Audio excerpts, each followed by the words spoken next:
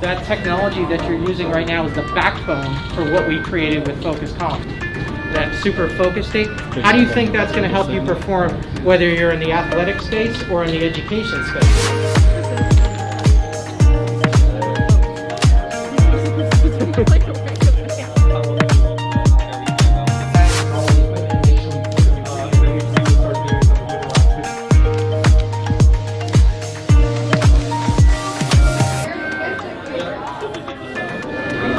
Oh yeah, look at that.